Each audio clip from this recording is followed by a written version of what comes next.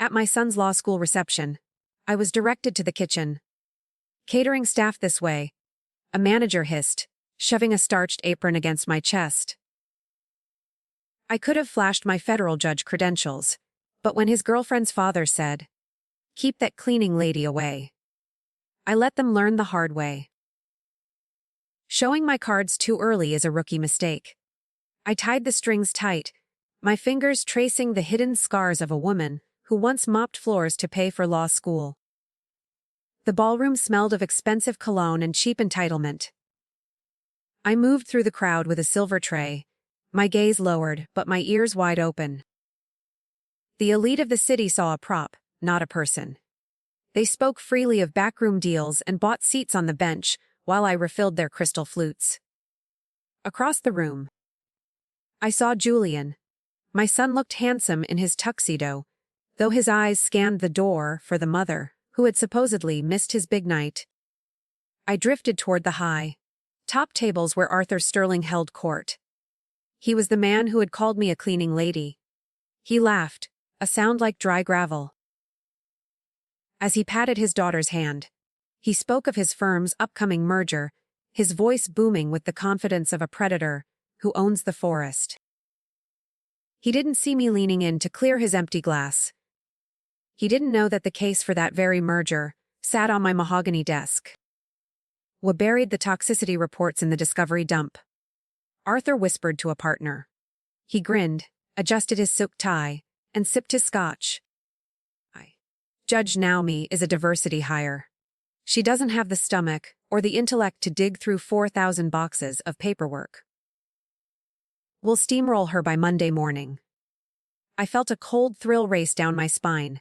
It was the same sensation I felt before reading a guilty verdict. He wasn't just arrogant. He was confessing to a federal crime.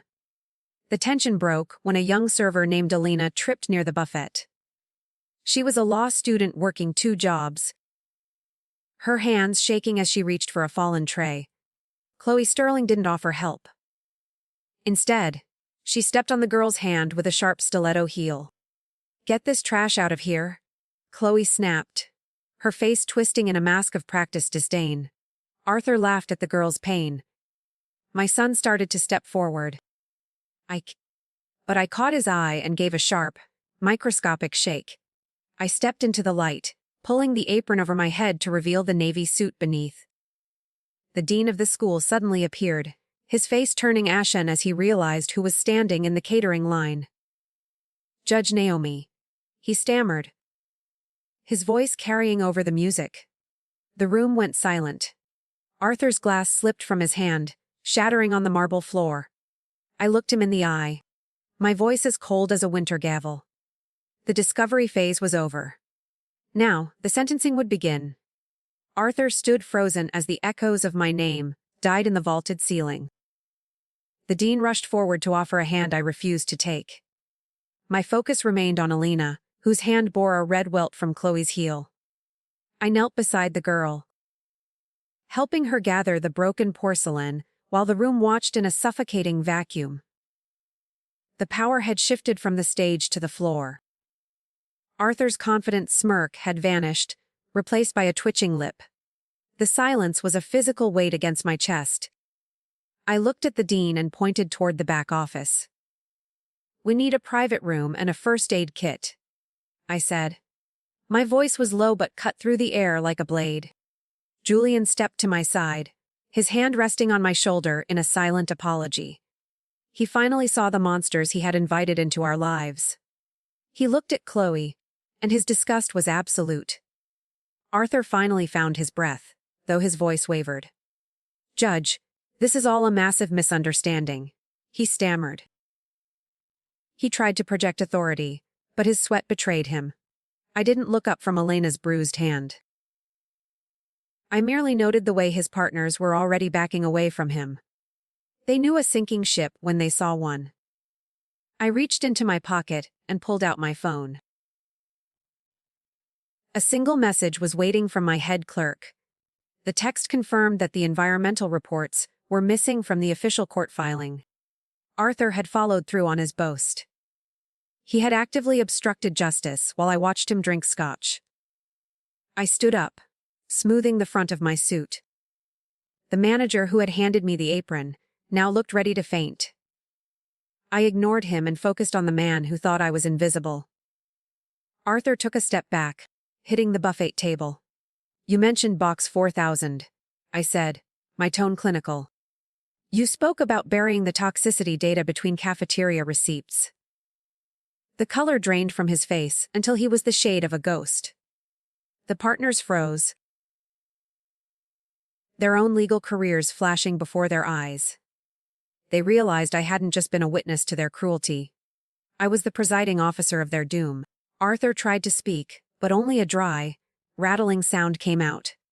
Chloe tried to intervene, clutching her father's arm. "You can't do this," she hissed, her eyes darting toward the exits. "It's a private event. You weren't even invited." I laughed, a small and sharp sound. I pulled a crumpled invitation from my pocket and dropped it on the floor. It landed in a puddle of spilled champagne. Julian stepped forward, his face hard. "She was my guest, Chloe. And you just lost the only person who cared." I turned toward the dean, who was trembling. "Call the police for the assault on this girl," I commanded. "And tell the senator I need to see him in the library immediately." The room began to blur as the guests realized the party was over. Arthur collapsed into a chair, his empire of lies finally folding inward.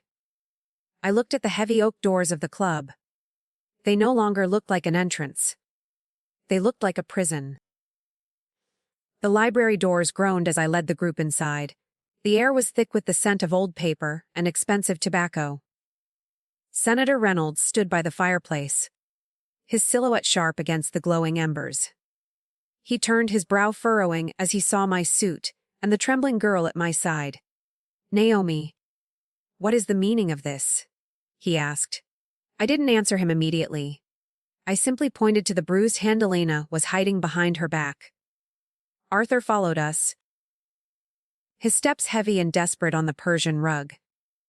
He tried to brush past the senator to reach me, but Reynolds stepped into his path. The power dynamic in the room shifted instantly. Arthur was no longer the benefactor, he was a liability. He looked at the mahogany desk, perhaps searching for a drink to steady his hands. I saw him glance toward a shredder in the corner. His instinct was still to destroy the truth. "Arthur has been busy," I said, my voice echoing off the leather-bound books. I detailed the conversation I had overheard regarding the Meridian merger. I watched the senator's face harden as the implications of evidence tampering settled in. This wasn't just a social scandal anymore. It was a direct assault on the integrity of the federal court system. Reynolds looked at Arthur with a cold, political detachment. Arthur realized then that his friends were disappearing in the light. Elena found her voice, her tone shaking but clear. She described how Arthur had stolen her merit-based internship to give Chloe a shortcut to success. I watched Arthur's eyes dart toward the door. He was looking for an exit, but my son was already standing there. Julian's jaw was set tight, his loyalty finally anchored where it belonged. He held a small, crumpled piece of paper he had found near the buffet. It was a discarded memo. I took the paper from Julian and unfolded it slowly. It was a list of names, each with a dollar amount scribbled next to it. These were the people Arthur had bribed to secure his daughter's future. The senator leaned in, his eyes narrowing as he recognized a few of the signatures. This was the motive I needed. Arthur had turned the law into a marketplace. He looked like a man watching his own execution. The walls felt closer. "This is a private matter, Naomi," Arthur hissed, trying one last time to appeal to our shared circle. "Think of the firm. Think of Julian's career." I looked at my son, who nodded once with a grim smile. Julian didn't want a career built on the bones of girls like Elena. I turned back to Arthur and leaned over the desk. "I am thinking of the law," I whispered. I reached for the desk phone to call the marshal's office. The line clicked open, but before I could speak, a loud crash sounded from the ballroom. Screams erupted. I followed by the heavy thud of the oak doors being forced open. I looked at the security monitor on the desk and felt my heart drop. A group of men in dark suits was flooding the hall. They weren't the police I had summoned. They were Arthur's private security team, and they looked ready to take the evidence by force. The men in dark suits pushed through the heavy doors, their faces cold and professional. Julian stepped in front of me, his hands curling into fists. "Stand down," the lead guard barked, his eyes scanning the room for the incriminating memo. Arthur suddenly looked emboldened, straightening his tie as he moved toward his hired muscle. The senator reached for his own phone, but the lead guard held up a jamming device. Our communication with the outside world vanished instantly. I clutched the crumpled bribe list against my palm. This was the physical proof that could dismantle Arthur's career and his daughter's stolen future. I looked at the fireplace, then back at the men. They weren't here for a conversation. They were here for a recovery mission. The library felt smaller as they fanned out, cutting off the path to the main hall. Arthur's panic had turned into a desperate, ugly aggression. He wanted that paper back at any cost. "Give it to me, Naomi," Arthur commanded, holding out a shaking hand. He thought he could still intimidate me now that the lights of the ballroom were far away. I looked at Elena, who was huddled near the mahogany bookshelves. She looked terrified, her eyes darting between the armed guards and the man who had ruined her. I realized that the law was currently a distant concept. In this room, only raw power and leverage mattered for the moment. Julian didn't move an inch. He stood like a wall between the guards and his mother. "You're making this a kidnapping charge, Arthur," Julian said. His voice was steady, a trait he had inherited from me. One guard took a step forward, his hand reaching for a concealed holster. The tension was a wire pulled until it hummed. I knew I had to change the game before someone got hurt. I looked at the monitor on the desk. I noticed a blinking red light on the corner of the bookshelf. It was a hidden security camera that Arthur had installed to spy on his own partners. I realized he was recording his own illegal enforcement of the situation. I pointed toward the lens, and the lead guard froze. He looked at Arthur, seeking direction. Arthur's face paled as he realized he was being caught in high definition. The hunter had become the prey on his own tape. The power balance tipped in a heartbeat. I grabbed a heavy crystal decanter from the desk and held it over the digital recording unit. One more step and I smashed the drive, I threatened. The guards hesitated. They weren't willing to go to prison for a man whose empire was already screaming toward the ground. I used the distraction to shove the memo into Elena's hand. "Run to the kitchen," I whispered. She bolted through the side door.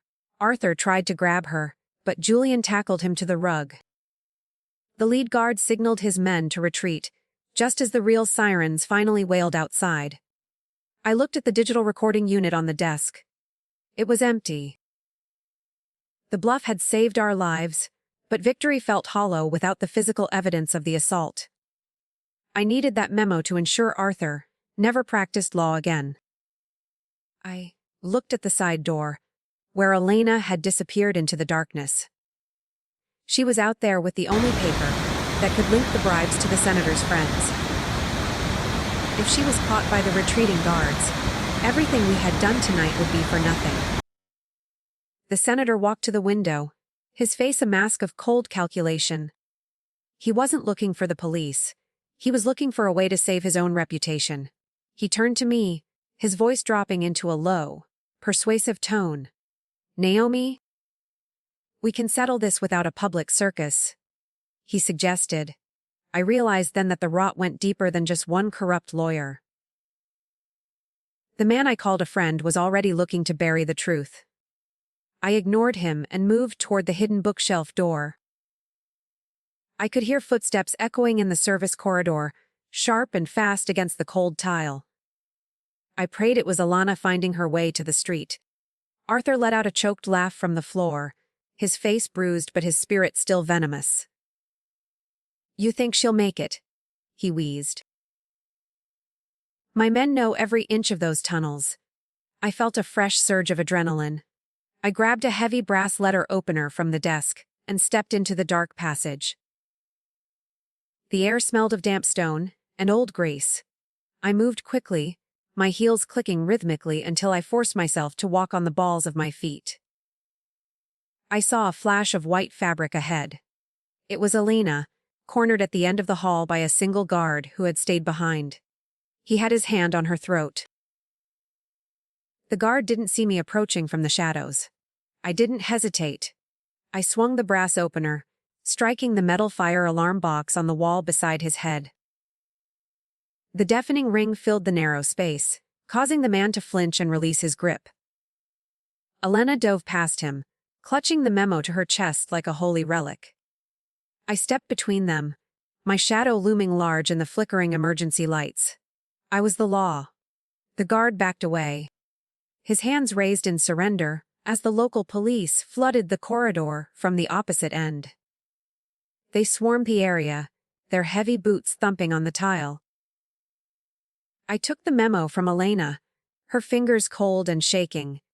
I looked down at the paper and felt a chill that had nothing to do with the drafty haul.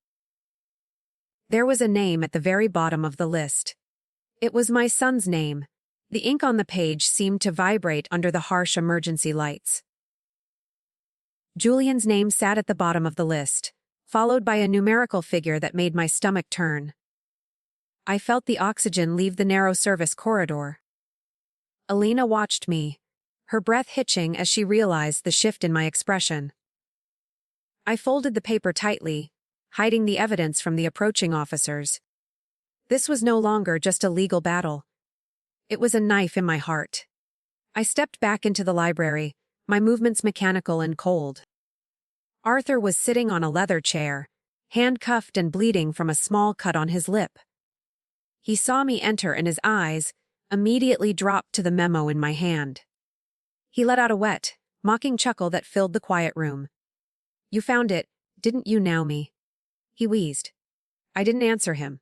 I looked at Julian, who was standing by the fireplace with his head bowed low. "Julian, look at me," I commanded, my voice cracking despite my years of judicial training. He didn't move at first. The senator watched us both, a predatory glint returning to his eyes as he smelled a new opportunity for leverage.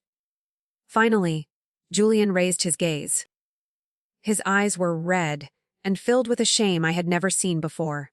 He looked like the boy who used to hide in the pantry when he broke a vase. He was guilty. Arthur leaned forward as much as his restraints allowed. "He didn't want to tell you about the gambling debts, Judge," he sneered. "The boy has a taste for high-stakes poker that his salary couldn't support. I took care of it. I bought his loyalty for $50,000. The words hit me like a physical blow. My son, the man I had raised to be a pillar of integrity, had been sold for the price of a mid-sized sedan. I felt the weight of the brass letter opener still in my hand. I wanted to destroy the memo, to burn the evidence of my son's failure and protect my blood. That was the mother's instinct. But the judge inside me saw the crime with clinical clarity. If I suppressed this document, I was no better than the man in the handcuffs. The senator stepped closer, sensing the internal war raging behind my eyes. He placed a hand on my arm. "We can make this go away, Naomi," the senator whispered. "For the sake of the family. For Julian's future." He was offering me a deal with the devil in the middle of a crime scene.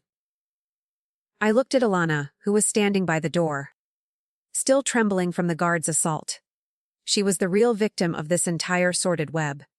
If I chose my son, I was choosing to keep girls like her under the heels of men like Arthur.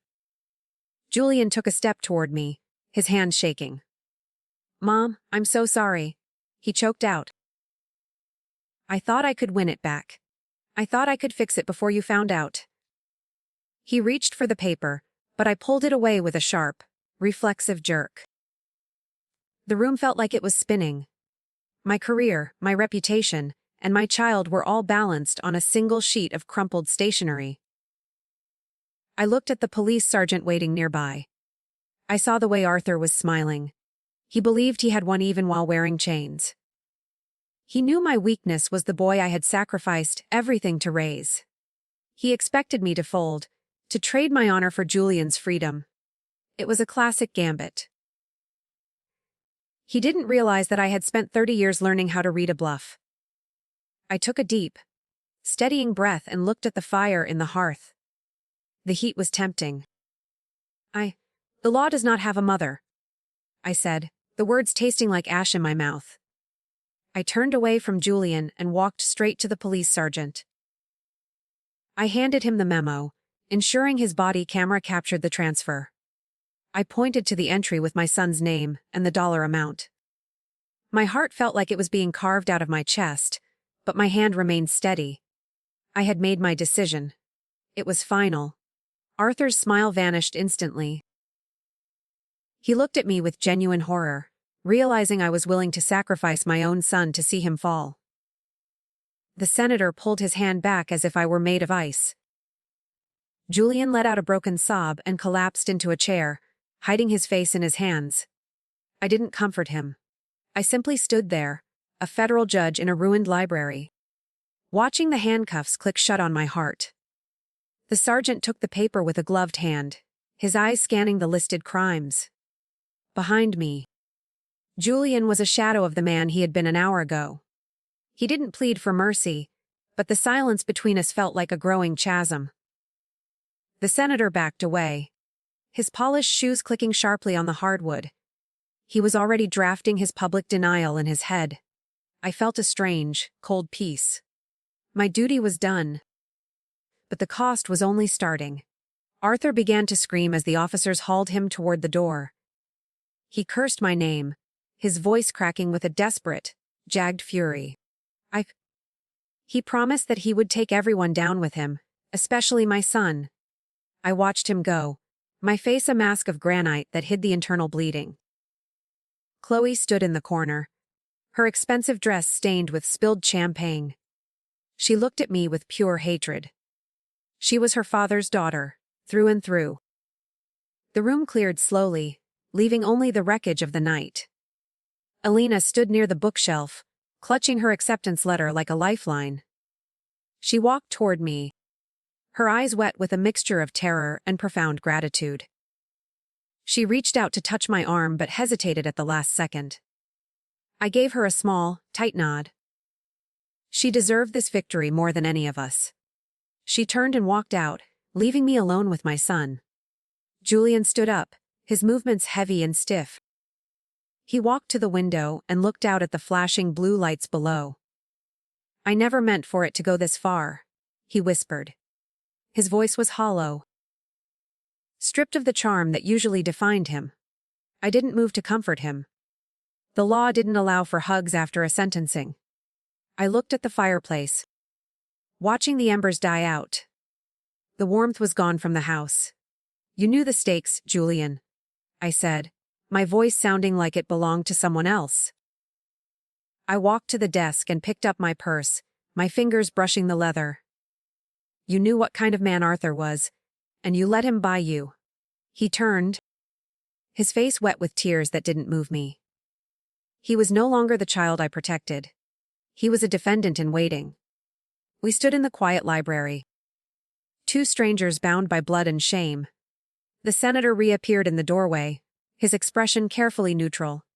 He checked his watch, a gold piece that caught the flickering light. "The press is gathering at the gates, Naomi," he said softly. "We need to coordinate our statements before this hits the morning news cycle." I looked at him and saw a different kind of criminal. He wasn't violent, but he was a weaver of lies. He expected me to help him spin this disaster. I stepped past the senator without a word, heading for the grand foyer. My heels sounded like gunshots on the marble floor. The guests who remained huddled in small groups, their whispers following me like a cold draft. I saw the manager who had handed me the apron. He shrank back into the shadows, his eyes wide with fear. I didn't care about his apology. I only wanted to reach the heavy oak doors and breathe the night air. The cool breeze hit my face as I stepped onto the driveway. Microphones were thrust into the light, and cameras flashed like strobe lights against the darkness. I didn't shield my eyes. I walked straight to the waiting car. My head held high despite the weight on my shoulders. I felt the paper in my pocket, the one I had kept for myself. It was a receipt Arthur had dropped earlier. It wasn't about the bribes or the gambling. I climbed into the back seat and closed the door, shutting out the noise of the world. I opened the small slip of paper and read the scrawled notes. It wasn't a list of payments. It was a schedule of Julian's movements for the past 6 months. Arthur hadn't just bribed him, he had been stalking him. He had engineered the debts and the pressure from the very beginning. My son had been a target, not a partner. The realization didn't change the crime, but it changed the narrative. I looked out the window at the receding lights of the Sterling estate. I had done what was right. Yet the truth was still shifting under my feet. I leaned my head against the cool glass and closed my eyes. I thought about the apron in the kitchen and the gavel in my chambers. There was one more secret hidden in Arthur's files. I had to find it. The car glided through the rain as I stared at the stalking logs. My son had been a pawn in a game far larger than a simple bribe. Julian was guilty of the gambling. But Arthur had stacked the deck from the start. I realized my lie was finally dead. I used to think my title was a shield for my family. Now, I knew that true authority required the courage to stand in the cold without it. Justice had no favorites. 3 months later, I sat in my chambers as the morning sun hit the mahogany. The Meridian merger was dead, and Arthur was awaiting trial in a federal facility. He had lost his firm, his reputation, and his freedom. I looked at the fresh file on my desk. It was Elena's first official report from the Solicitor General's office. She didn't need a favor or a shortcut. She only needed a fair trial. She had finally become visible to the world. Julian sat across from me, looking thinner but grounded. He was serving his community service hours at a legal aid clinic in the Bronx. We didn't talk about the money or the debts anymore. We talked about the law and the people it was meant to protect. He had lost his prestigious future, but he had found his soul in the wreckage. He was no longer a shadow of my success. He was a man building his own foundation. The senator had resigned quietly after his connection to the bribes became public. He tried to call me once, but I didn't pick up the phone. Some bridges are meant to burn so the path remains clear. I reached into my desk drawer and pulled out the white apron from that night. It was clean and folded, a reminder of the source code I had almost forgotten. It sat right next to my black judicial robes. They were both uniforms. "Are you ready for the new session, Mom?" Julian asked, standing by the door. I nodded and stood up, smoothing the lapels of my suit. I felt a sense of peace that had been missing for years. The truth was a heavy burden, but it was the only thing that kept us upright. I had protected my son by letting him fall. I had saved the law by refusing to bend it. We walked out of the office together. I stood on the courthouse steps and looked at the city moving below. The janitors, the servers, and the bus drivers were starting their day in the early light. They were the invisible army that kept the world turning. I remembered the phantom H in my knuckles from the mop bucket. Arthur Sterling thought power was about command. He forgot that true power is about who you protect. Justice is blind, but she hears every single whisper.